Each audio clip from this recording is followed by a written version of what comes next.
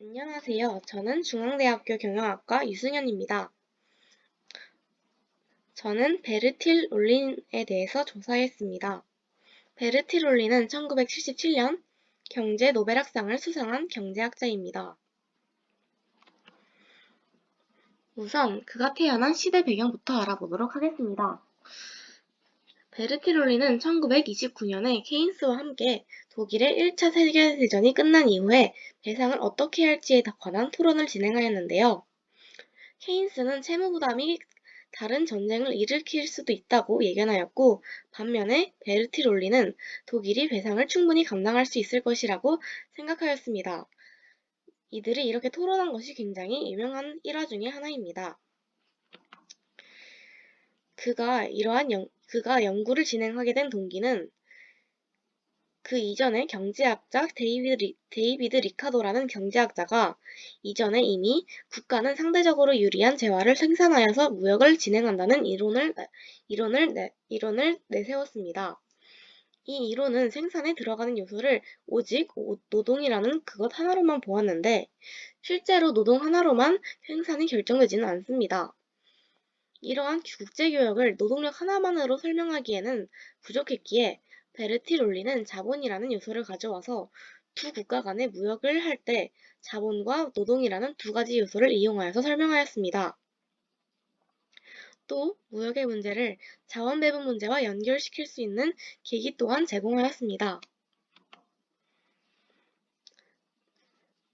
그는 일라이 헥셔라는 학자와 함께 국제 자유무역에 대한 표준적인 수학 모델인 헥셔-올린 모형을 만들었습니다. 이에 관해서 1977년 제임스 미드와 함께 국제무역에 관한 이론 및 자본 이동에 관한 이론을 개척한 실적에 대해서 노벨 경제학상을 수상하게 되었습니다. 그가 연구한 헥셔-올린 정리에 대해서 좀 더 자세히 알아보자면, 헥셔-올린 정리란 국가 간의 무역은 각 국가가 가지고 있는 자본과 노동의 상대적인 양에 비례한다는 이론입니다.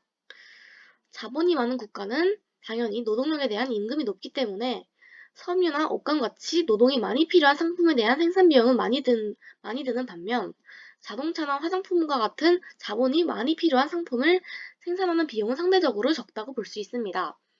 따라서 자본이 많은 국가는 자본 집적적인 상품을 수출하고 노동 집적 상품을 수입하는 것이 유리하고, 반대로 노동량이 충분한 국가는 자본 집적 상품을 수입하고 노동 집적적인 상품은 수출하는 것이 훨씬 유리합니다. 이러한 헥셔-올린 정리는 작은 국가들이 큰 선진국에 비해서 많이 가지고 있는 생산 요소를 필요로 하는 상품에 특화하여서 선진국과 개발도상국들이 무역을 할 수 있게 도와줍니다.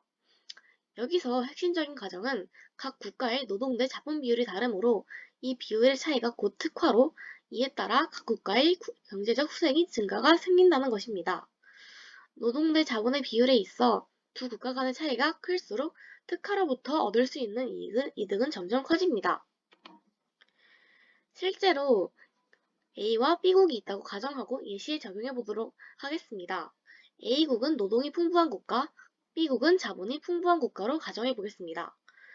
그리고 X제는 노동 집약적으로 사용하는 재화이고 Y제는 자본이 집약적으로 많이 필요한 재화로 가정하겠습니다. 이러한 경우 A국은 당연히 X제의 편향적인 생산 가능 곡선이 그려질 것이고, B국가의 생산 가능 곡선은 당연히 Y제에 편향적으로 치우칠 수밖에 없을 것입니다. 무역이 없을 경우 각국은 생산 가능 곡선과 무차별 곡선이 접하는 점에서 생산과 소비가 진행되게 됩니다. 하지만 무역이 진행되게 된다면 국제 시장 가격이 결정되는 것에 따라 각국의 생산 가능 곡선 바깥에서도 소비할 수 있는 가능성이 생겨납니다. 헥셔-올린 모형의 균형 상대 가격은 각 재화에 대한 수출량과 수입량이 일치하는 지점에서 결정이 됩니다. 따라서 결론을 내게 된다면 각 국가는 상대적으로 풍부한 요소를 집약적으로 사용하는 재화를 수출하고, 상대적으로 희소하고 부족한 생산 요소는 집약적으로 사용하게 되는 재화는 다른 국가에서 수입하게 된다는 것입니다.